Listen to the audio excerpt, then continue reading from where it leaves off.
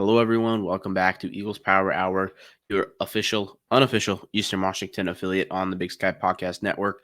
I am your host, Patrick Frakes, and we are back late night recording once again. So I might sound a little bit sick, kind of been congested. So, we're recording late at night, though. We're trying to make it fit into the schedule the way we can. But hey, man, Eastern had an awesome win last weekend against Monmouth, 42-27. We're going to talk a little bit about that. Then we're going to talk a little bit about this upcoming matchup with Drake. Newsflash: Drake's Pioneer League team, non-scholarship. There's not a ton. I think this week's going to be a lot more about Eastern Washington than it is going to be about the opponent. So and then we're going to hit a little bit about the Big Sky as a whole. A little bit of a predict. I'm going to predict the games this week. I predicted the games last week on my own. I figured, hey, why not make it a little bit of a segment in Eagles Power Hour and just kind of, I think it'd be interesting to get more talk about the Big Sky as a whole more, especially once we get into Big Sky season. It's going to be a lot more fun to talk about those games. Kind of preview some of those teams that we'll be playing later in the season. I think it'll be good to just have an idea of what's happening around the Big Sky. So, first off, let's talk about last week. So, last week Eastern beat Monmouth 42-27. This is a game that I actually thought was going to be a little bit closer than this, and Eastern looked really damn good. Eastern just dominated this game overall, and held Monmouth to very few rushing yards, which was the big thing. Um, you know, Monmouth has been more of a rushing dominant team the last few years, especially with Jaden Sheridan. Jaden Sheridan, he's not on the team this year. Last year, he was a Walter Payton candidate, a guy that is on the Panthers now. I don't know if he survived cut day or not, but he was a really good running back for them. Well, we kind of expected them to continue to be a rushing first type of team, and it really didn't seem like that when we watched them on Thursday. Monmouth only rushed 21 times, which is, I mean, not not insignificant, but 21 to 42 run to pass ratio is just not what I expected to see from this Monmouth team. And I mean, it's a personnel thing, but they still have a horse at running back in Soneanto. They had that other kid, I can't, number 6, I think he was. He was a solid rusher as well, but Eastern held Monmouth to just 49 yards on the ground on 21 attempts. That's 2.3 yards per carry. That's really damn good. I was pretty freaking impressed with this outing by the Eastern rushing defense, and the front seven as a whole, I think, looked really good. I think they were kind of the MVP of this game in my opinion. Well, I guess on the defensive side of things, I'd say the defensive line was definitely the MVP. I think what we're gonna start doing this year is a game ball on defense and a game ball on offense. Uh, for every game in the not the instant reaction necessarily, but just looking back right now, I think my game ball on defense is going to go to that defensive line as a whole. They played really dang good. Every defensive lineman really had a moment in this game. It felt like for me, Matt Brown had a few hurries. So did Isaiah Perez. Made a few nice plays. Newsom was solid as always. You had Justice Luwalu in there just carving up space. They're being asked to do a lot of crazy things with all the weird blitz packages that we saw from Eric Sanders, which, man, I didn't expect it to be this wild. Eastern's running a defense that's almost between a Montana and a UC Davis, as in we're lining up like a UC Davis sometimes with three down linemen, 4 down linemen, 2 linebackers, and just kind of switching dudes around, letting our guys play, be crazy, be athletes.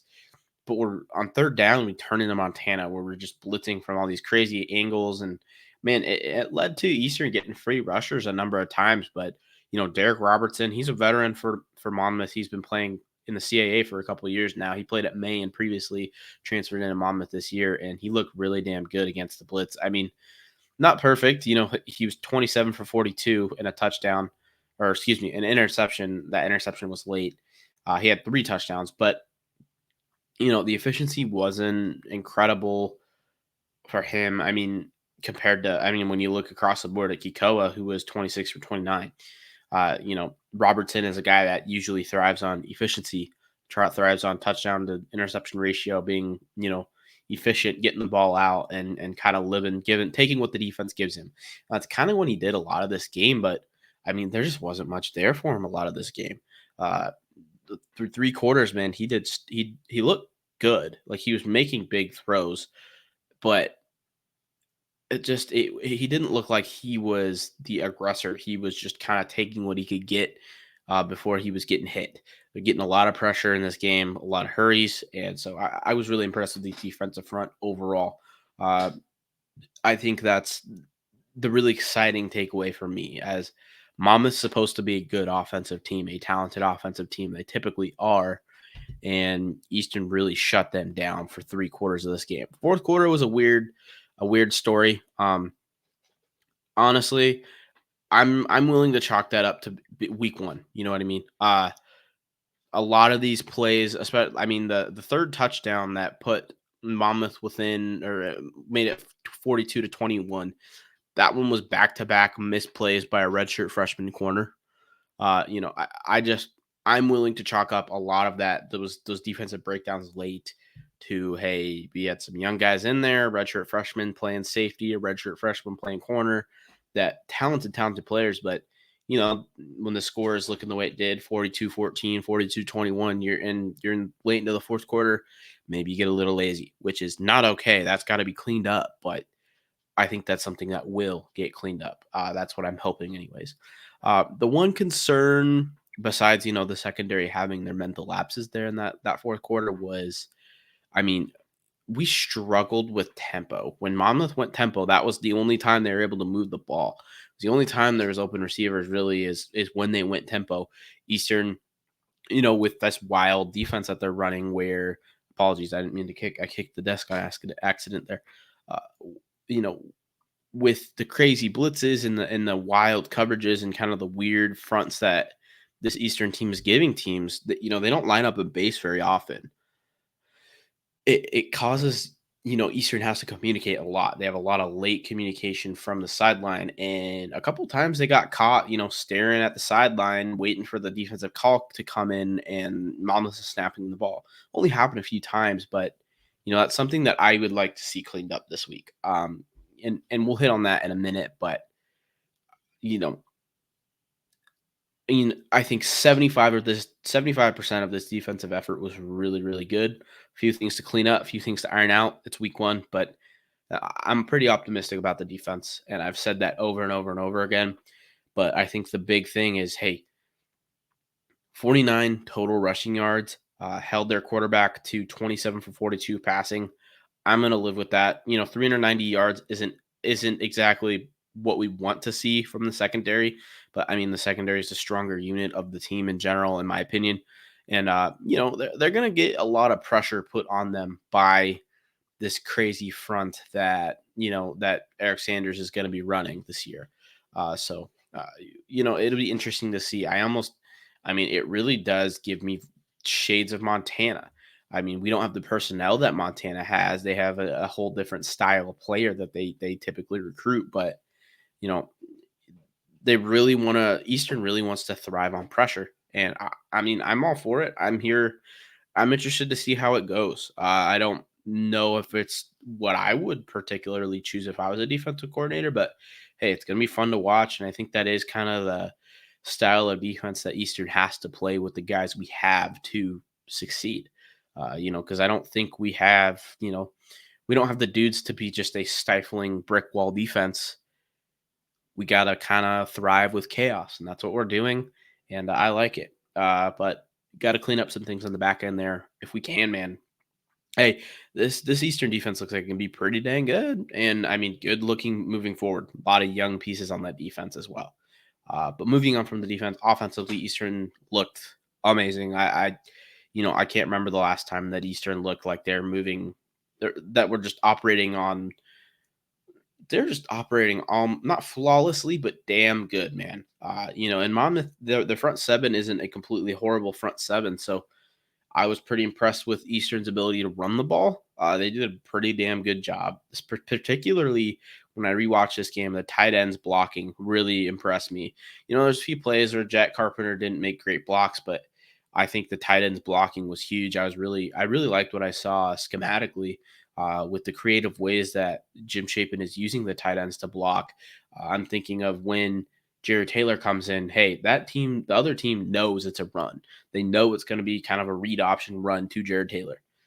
The only reason that Eastern's able to get yards is they create different ways to block from different angles to where, you know, they don't know how to set up to defend it because they don't want to lose leverage one way or the other. And so, I mean, we had tight ends coming, motion from the outside in, and then they're cutting off a defender for the outside, and it springs your lineman out to get out and get their hands on a backer and stuff like that. That I mean, if you're an offensive lineman or someone that pays attention to blocking scheme, hey man, that was really fun to watch. That second half, man, it was really cool. They're just using motion and using different ways to get tight ends involved in the blocking scheme to free your linemen to get upfield. And I would really like to see that continue throughout the year. But I think Monmouth probably is one of the bottom tier defenses we're going to face this year, especially once you get into that Nevada through Montana State stretch of the schedule where you're facing Montana State, Sac State, Davis, Montana, uh, Idaho. Man, Idaho's defense looks like it's going to be one of the best in the country as well. So, I mean, I'm optimistic, but I'd like to see them consistently run block against a better defense because I don't know if that's going to be what we're going to see all year. Well, also we're not going to be in a 42-14 position where we're running the ball constantly. So I don't know.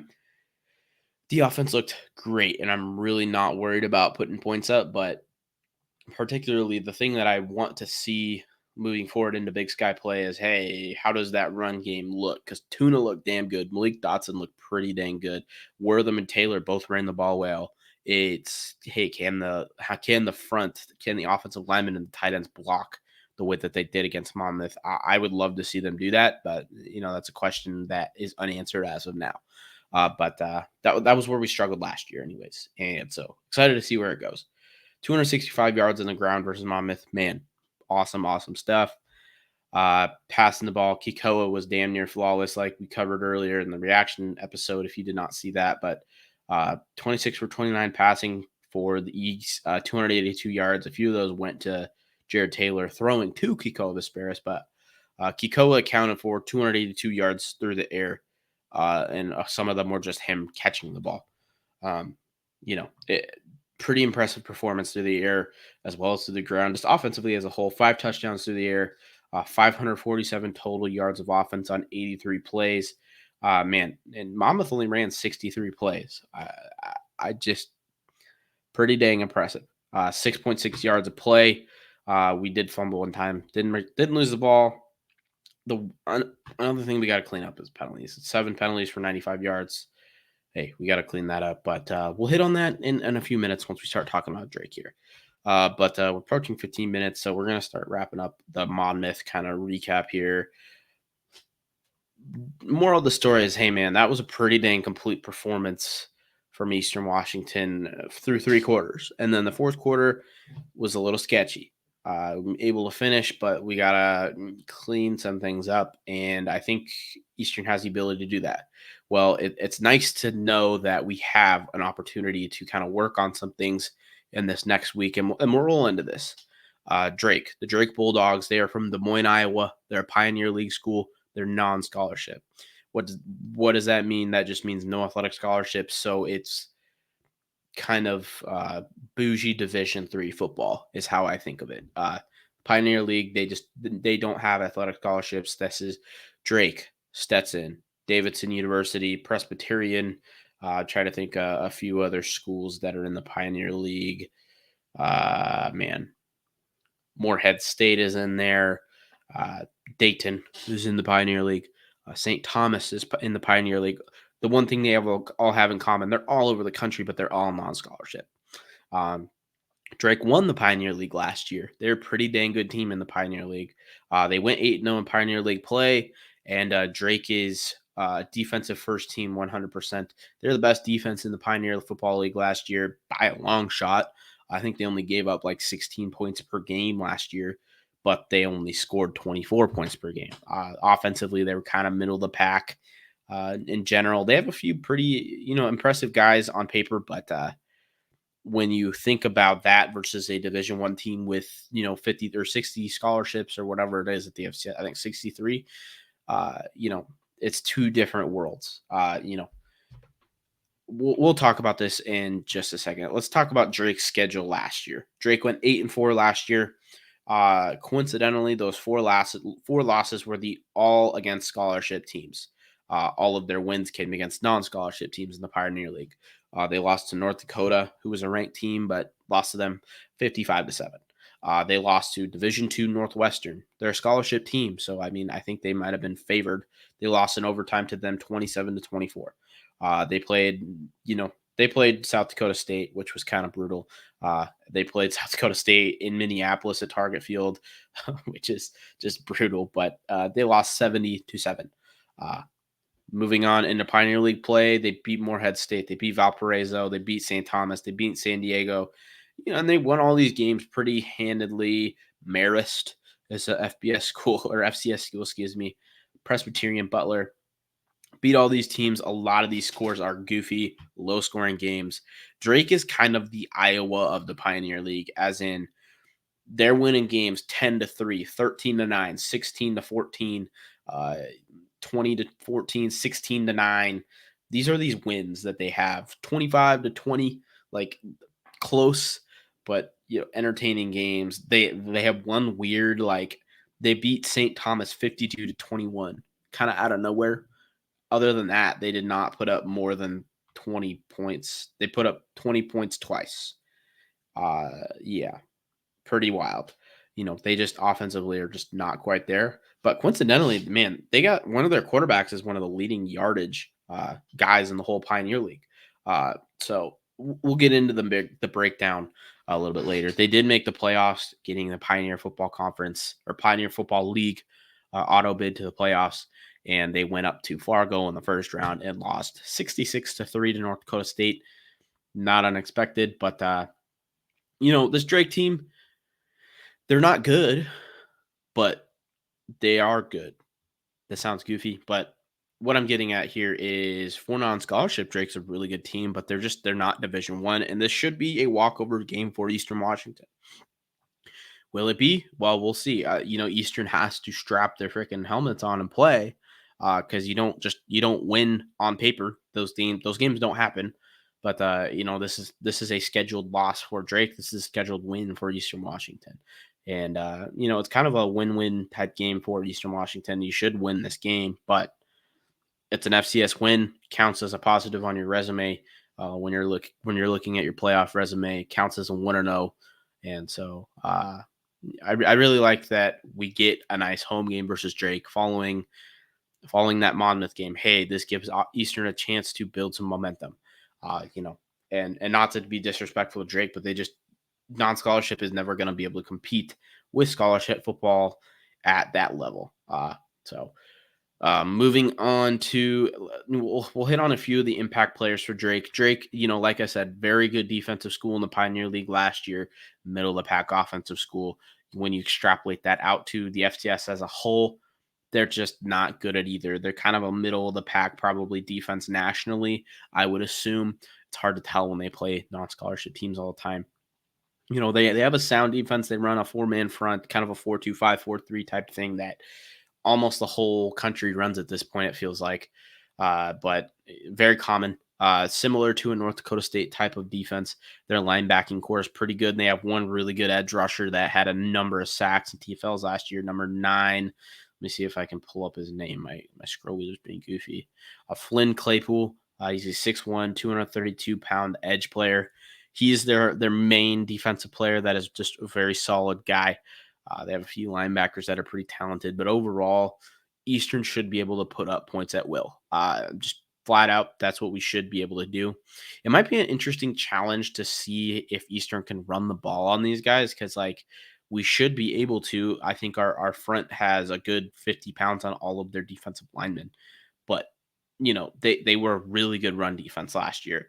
And even, I mean, some of the better teams, like I believe they played Davidson last year, and Davidson didn't even really rush the ball on them too great.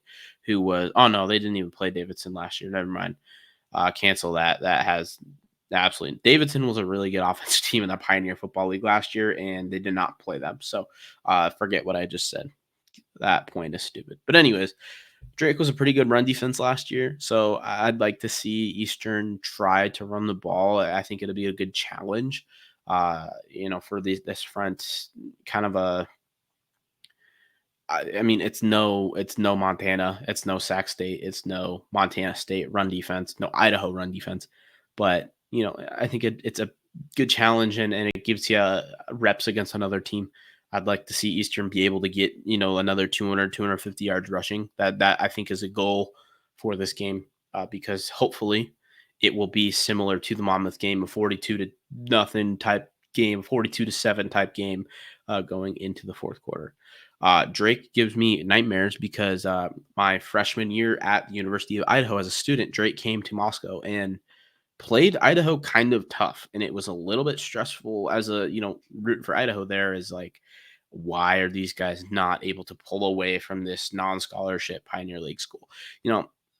Point being, Drake is going to show up fired up and ready to play for at least a couple of quarters. And so, can't just walk in there, stumbling off your feet, or it's going to be kind of a resume blunder if you don't blow these guys out. So that's kind of the angle that we're getting at. And that's supposed to be the tone that you're hearing from me, is like, hey, this has to be the expectations are a 52 very little type of blowout type of game. But moving to the Eastern side of it, I mean, actually, pause. We'll hit on Drake's kind of impact players. Their big one is quarterback Luke Bailey. He led the Pioneer Football League in passing, I believe, last year, or at least passing efficiency. He was pretty solid. Uh, he had 2,500 plus yards, a couple touchdowns, a good touchdown to interception ratio. He was probably the best quarterback in the Pioneer League last year, according to statistics, anyways. I did not watch Pioneer football last year, so I apologize. But when you watch him on film, I'm going to be honest, dude, no, absolutely no disrespect to Luke Bailey, but he's not a Division I quarterback in terms of talent. I think he's a solid player. He's a graduate student that makes plays, but I don't think he's a guy that would be earning a scholarship at a Division I school in general. That's what I saw on film. No disrespect, dude. Like, I'm sure he's a great guy, but that's what I saw on film. And I think that's not a strength for them. They like to run the ball a decent amount. I think they're like a 2-to-1 pass to run ratio type of team, but they kind of like to lean on their run game. Dorian Boyland, he's number 0 for them. He's their leading running back. He had something like 400 or 500 yards last year. Decent running back. Again, he's not a light the world on fire type of running back. He is no Sone Ento. Is my way of saying that. He's kind of a kind of an all around type of back. They also had another guy that rushed for a few yards last week, but they didn't really. So we have no stats from last week because Drake played a Division II school called Quincy University, and the game was declared a no contest because of poor weather. The game got canceled midway through, and they didn't finish the game. Don't have stats from it. I watched a good portion of what happened before the weather delay. It was, competitive game, but it was like a 0-0 punt fest, and neither team could really get much going offensively at all. Flynn Claypool for them defensively, good player. Hard to hit on him. A few of their linebackers are pretty talented as well. Number 52 on their defense, his name's escaping me. Sebastian Adamski, I think is how you say it. He's pretty good player. Hits pretty hard. He made a few nice plays, but they're non-scholarship. That's the theme of this should be their non-scholarship, and so this is more about Eastern Washington than it is about Drake, in my opinion.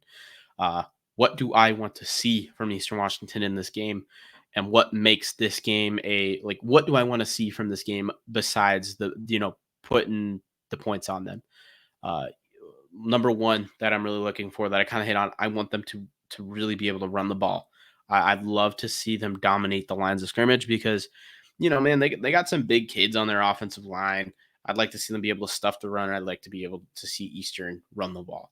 That's a big thing that I want to see from this game. I want to see that front seven, take another step, another week of sub 100 yards on the ground. I'd love to see that.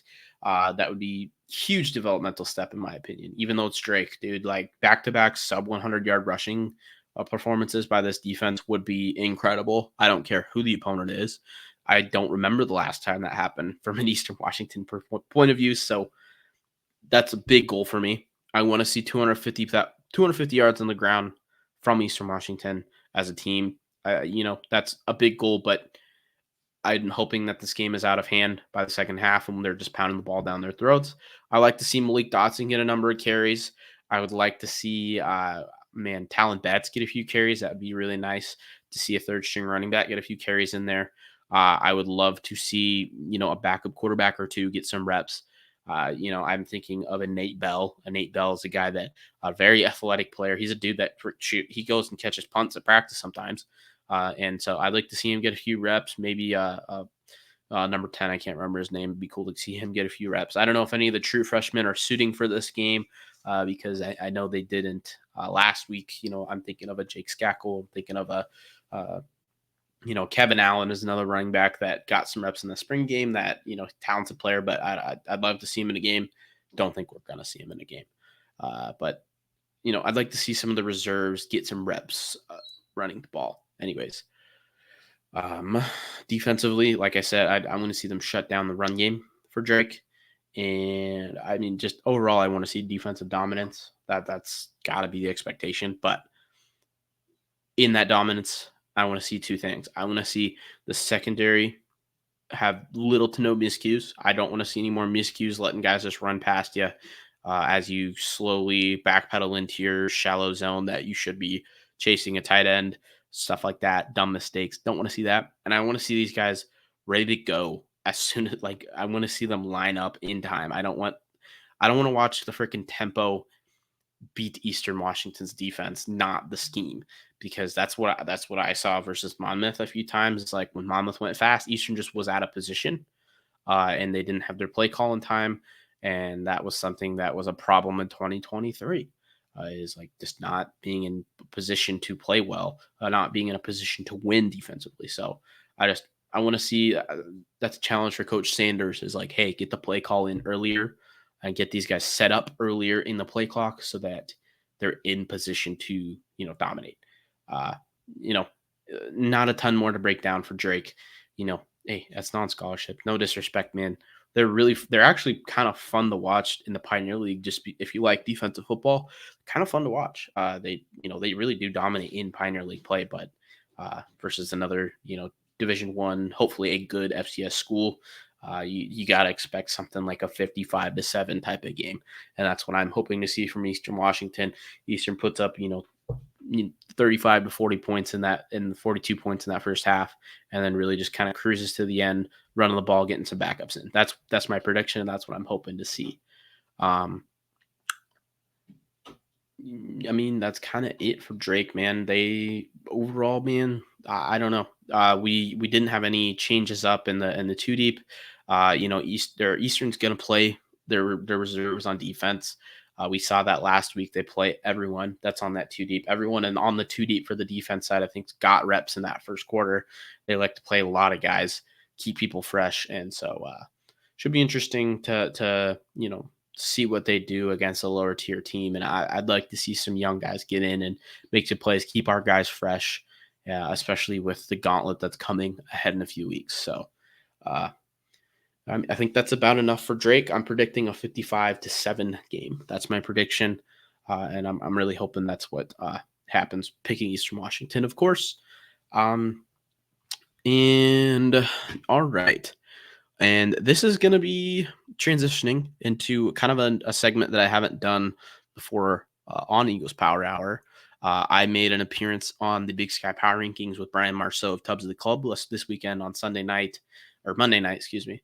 And every Sunday night, we're hoping to record a Big Sky Power Rankings, where the Big Sky Podcast Network, plus a few people that we know pay attention really closely, all vote on their power rankings of the Big Sky, and then we go through, talk about that week, talk about what we want to see from these teams, and hopefully it's about 30 to 50-minute episode of just talking Big Sky football team by team by team. Try to hit on the important teams more than the crappy teams. So I thought it'd be interesting to just put my input on Eagles Power Hour of like around the Big Sky. A lot of Big Sky podcasts do that, so I figured I'd do it. Why not? I think it's interesting. I think the Big Sky is a fun conference, and I'd like to see it.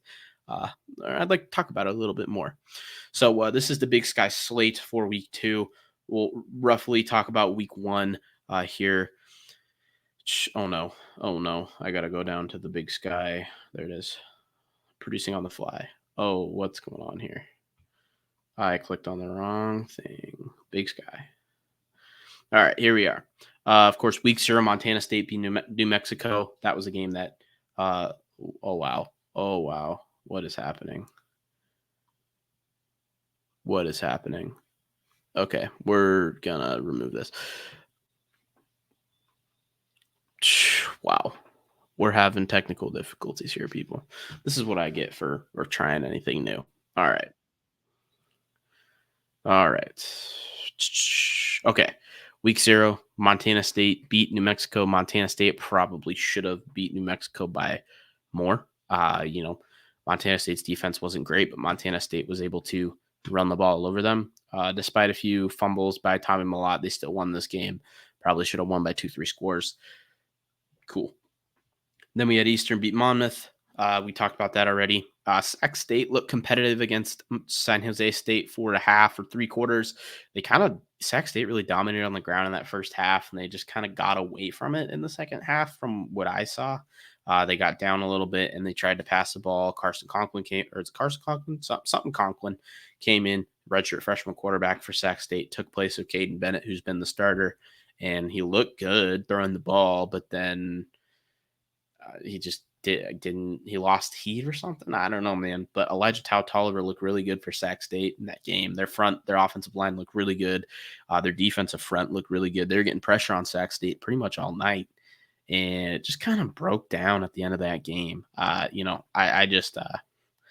like what I saw at the end of that game, and they dropped a few spots in my power rankings. Well, they kind of stayed right where they were. That first half, I was like, oh shit, maybe I need to raise them. And that second half, I was like, okay, maybe I had them right where it was. The turnovers is what killed them in this game, which is something that happens with Caden Bennett. He's a guy, we've hit on this a million times before at Tops of the Club. He's a guy that's going to throw 4 or 5 like very questionable passes a game, and he's going to also make a few credible plays throughout that game. And it's just what is going to win that. Who wins that game just depends on what way those balls go in that game. Moving on, Idaho versus Oregon. Idaho kept it close with Oregon. Incredible defensive performance by the Idaho Vandals. Dylan Gabriel for Oregon is like a Heisman favorite type of guy. Considered to be the best transfer quarterback in college football this year. He passed for 380 yards, and he showed why he's one of the best Division I quarterbacks in the league. Division I quarterbacks in general, one of the best quarterbacks in the country. And man, he really showed out, but Idaho was able to keep him in check, had it as down to a 17-14 game within 10 minutes of the fourth quarter being over. Idaho offense did not look good. They had to rely on a trick play to get any points on the board. Then they scored a touchdown late off of a Oregon State turnover. Overall, Idaho offense looked pretty bad, and defensively they looked very good. It's you got to think that offensively they would be better, but it's Oregon, man. It's hard to fault them for not looking great offensively against Oregon. Defensively, like we said, they look great. Jackson Eck had an incredible game, and Idaho all of a sudden looks like they might be one of the best defenses in the country. This is something I've been banging the drum about, but man, they look real good. Story for them is Jack Lane hurt. He broke his collarbone, and he's going to be out for 6 to 8 weeks at a minimum. We don't know if it's throwing shoulder or off shoulder yet for the collarbone, but I've got to think that he's probably going to be out for the majority of the year. And I think the very optimistic target for him returning would be the Montana State game for Idaho. Don't know if that's going to happen. Now, Jack Wagner is the starter. He's a guy that clearly was a backup for a reason. There's a reason that Jack Lane was known to be the starter throughout spring and throughout fall. But he's got some talent on the ground. And with that Idaho defense, man, I think they're going to be able to stay in a lot of games. But, I think with a healthy Jack Lane, I think they're a top three team in the conference. Without Jack Lane, I think they're kind of that second tier down from where they would have been up there with the big boys with Jack Lane, in my opinion. But the offensive line for them is still not looking great. Overall, impressive performance, but with the Jack Lane news, we don't really know what we got, and so we'll talk about that in just a second with the Wyoming game. Portland State, they played Wazoo, they got smoked. Portland State, I don't like talking about them because I don't believe in them, and they're Dante Sachere and nothing else. That's kind of how I see Portland State personally. Northern Arizona played in Lincoln, the California, and I don't think they're maybe an NAI high school 66 to 6, smoked them, don't care. UC Davis played Cal. This game was interesting. Davis looked really damn good in that first half offensively and defensively too. They had David Meyer, their linebacker for UC Davis, looked really good. Number 9, he had a ton of tackles for loss in this game. It felt like, anyways. Held Cal's running back, who was one of the best running backs in the country last year, or at least in the Pac-12 last year, in check for half. Offensively, Hastings looked really good for a half. And then the second half, he looked horrible. It was kind of we got 2022 Miles Hastings in the first half, 2023 Miles Hastings in the second half, threw a bunch of picks, panicked under pressure, didn't look great. CJ Hutton looked pretty good in that first half for UC Davis to one of their receivers. Davis's lines just couldn't hold up with California. In the first half, they were able to hold up just enough to give Hastings time at all. In the second half, it was just kind of a bloodbath overall. But one of the more interesting things for me is Lamb Larison just did not get going at all for UC Davis on the ground. And I mean that you're playing Cal, which is it's hard to hurt them too much, but you would expect a little bit more from Lamb Larison, who we saw that ceiling last year, and kind of expecting him to maybe reach it, and he just didn't look that incredible.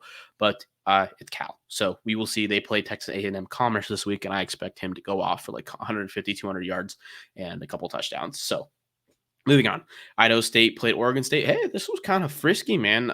It was like a 17-9 game after 2 quarters at halftime. Frisky game. Idaho State looked pretty good through a half. I mean, it's Oregon State. Oregon State is supposed to be a pretty good team. They made Oregon State panic a little bit.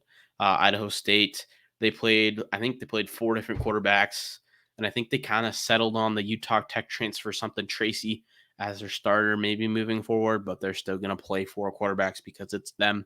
They're actually going to run the ball this year. They looked a little frisky. I'm not going to move them up too much, but I think they go from kind of the bottom tier of teams to more the middle tier of teams in the Big Sky. And so, interesting for them. We won't hit too much more than that. Christian Fredericks, their receiving core is just a bunch of tall dudes that have really good frames to catch the ball. Fredrickson and oh man, they have another guy with like a kind of a wacky last name that just big body receivers that can catch the hell of the ball. They look pretty good. They're going to run the ball. They got an Eastern transfer, Justice Jackson, on their team. So I don't know. I kind of hope Idaho State is a little frisky. They're fun. Northern Colorado lost to Incarnate Word, who's supposed to be a pretty good team this year. Northern Colorado scored 7 points on an Incarnate Word defense that's not very good. Offensively, they still didn't look great. Defensively, they held Incarnate Word to just 28 points, which is kind of impressive. Incarnate Word is a high-flying offensive team, supposed to be pretty good this year. So, I mean, I don't know, kind of what we expect. Northern Colorado's probably still 11th place out of the Big Sky, so I'm not going to talk about that much. Cal Poly, man, they lost to San Diego. San Diego's non-scholarship. San Diego got beat by Drake last year.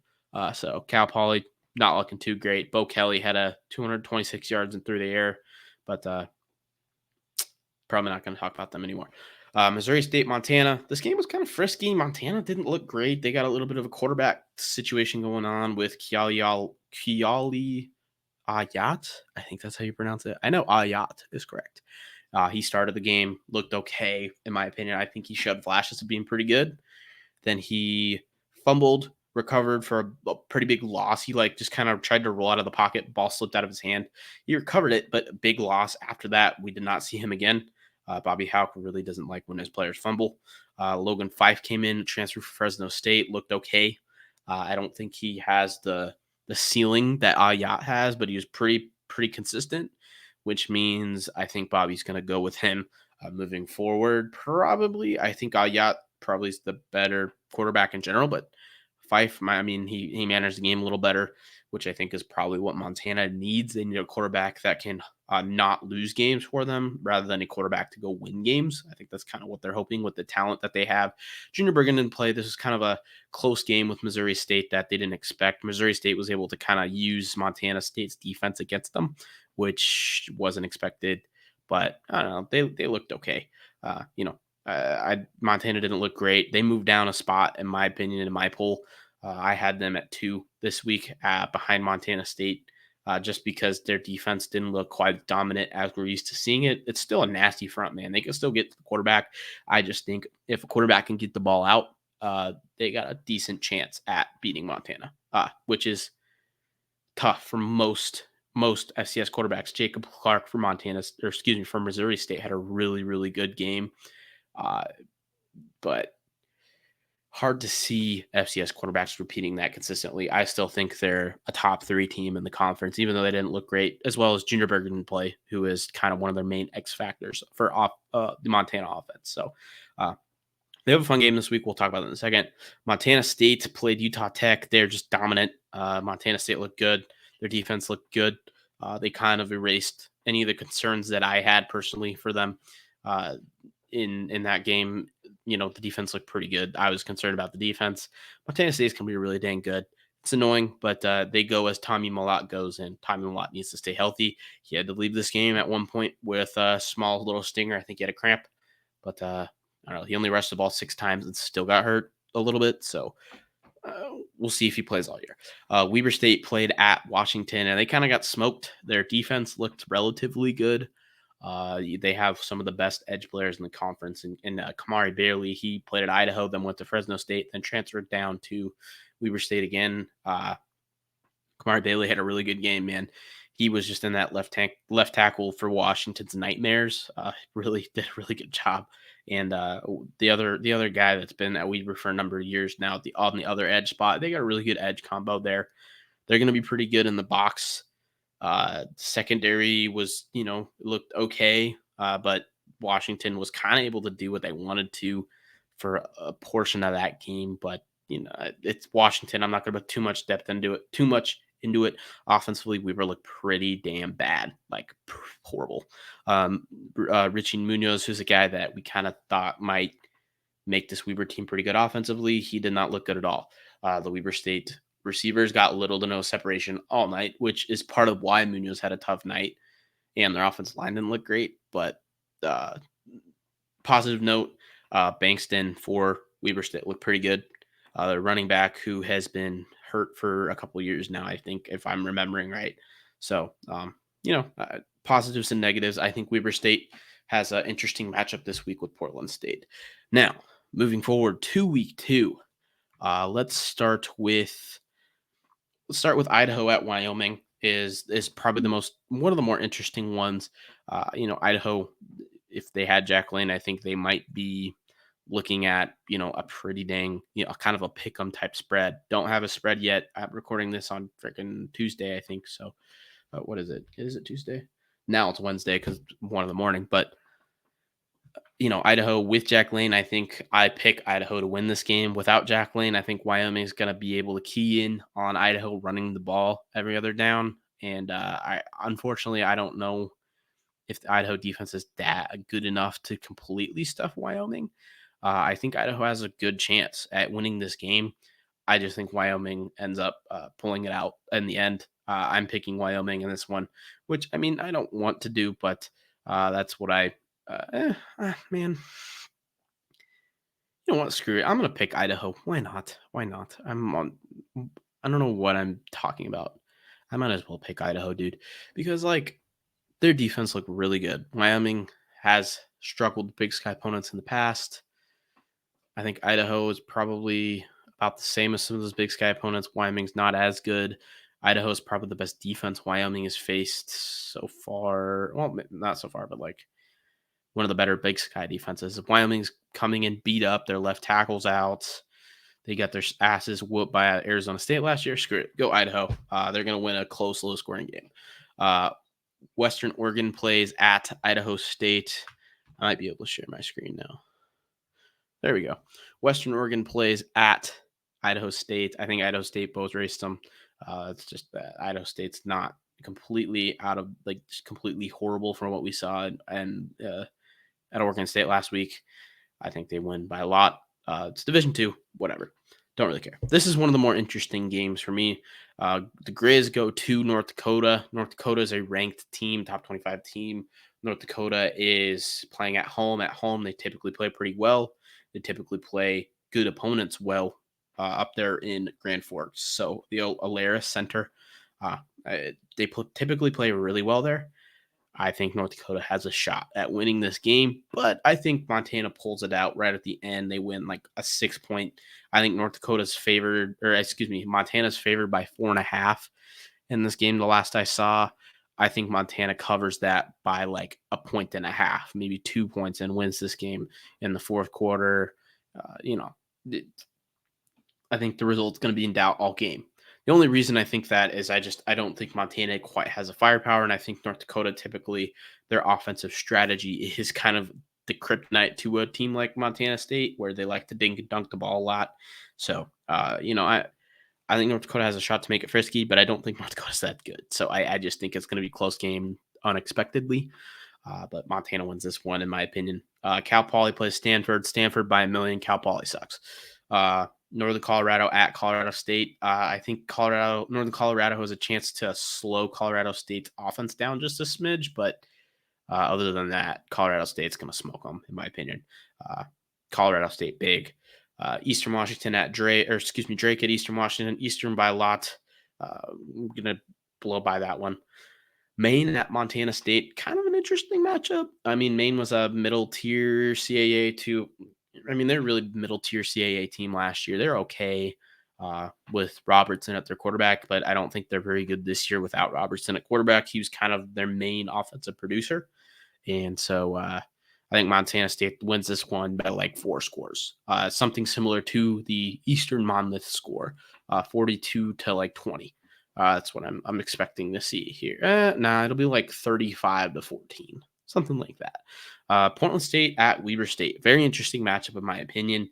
I think this is a game where Weber has to look okay offensively, or else the panic button starts hitting now. Munoz has to show that ceiling that we've seen from him in this game. The Weber State offense needs to get something going. Because if they're not going to be able to move the ball in Portland State, they're not going to be able to move the ball on anyone this year.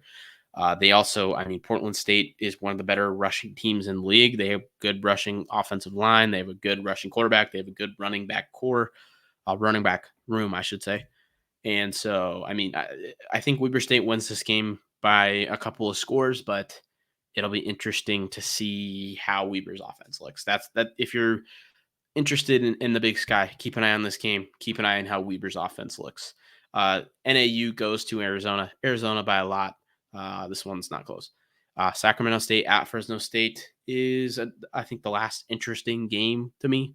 I think Fresno wins this game, but I think it's competitive. I think Sac State's going to be able to run the ball all over Fresno State for like a quarter and a half, more like 2-3 quarters. And then Fresno State's just going to out-talent them in the end. I have a feeling that this is going to be a similar story to the San Jose game where, Sac looks pretty good in the early going and then just collapses down the stretch, because this has just been what I expect from Sacramento State in the Andy Thompson era. I feel like that's been the story with them. They look good for 2-3 quarters where you think that they probably should win this game, then they get away from what works and they end up losing the game. That's me. I'm a Sac State hater. I hate that I hate Sac State because they're a green team. I like green. Green's one of my favorite colors, actually. I like their uniforms. I actually kind of like Andy Thompson. He seems like a cool dude, But I don't think they're that good. For some reason, I hate them, even though I like their colors and I like their uniforms and I like some of their players. I just don't think they're going to win this one. Fresno State wins this one by a couple scores late. And then the final Big Sky game of the week, UC Davis hosts Texas A&M Commerce. A&M Commerce is a team that's kind of, some people are thinking they might be a little bit of a dark horse in the Southland this year, but they're not very good. I mean, they're Southland Conference team. Southland Conference is one of the middle to lower tier conferences in the FCS.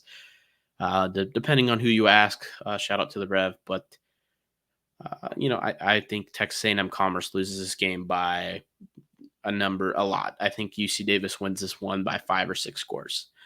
Davis, I think they get Larison rolling, and I think Hastings doesn't look completely horrible, and they win this game big. And that has been kind of around the Big Sky. We talked about that a lot, but Drake's boring, to be completely honest with you guys, and so I just figured Big Sky's a little more interesting. Yeah, everyone get to Roos Field on Saturday. The kickoff is at 4 p.m. I hope to see some people there Saturday, September 7th at 4 p.m. Should be a fun game.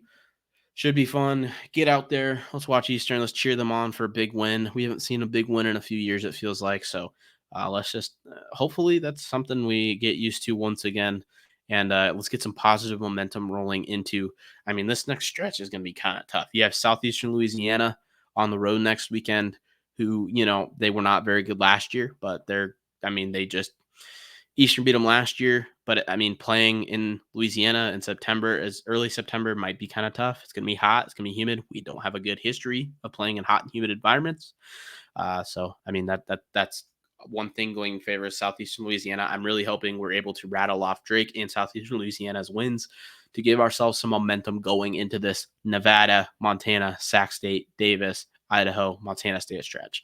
All back to back to back. That's going to be tough, man. Really excited for that stretch. I think it's going to be a lot of fun, but I want to get the momentum rolling. I want to get this defense ironed out. I want to get the offense rolling on all cylinders. And I'm really excited for this season, especially Big Sky play. I'm amped for Big Sky play. But man, without further ado, that's all I really got for you guys today. Get to Roos, and see you guys later. Go Eags.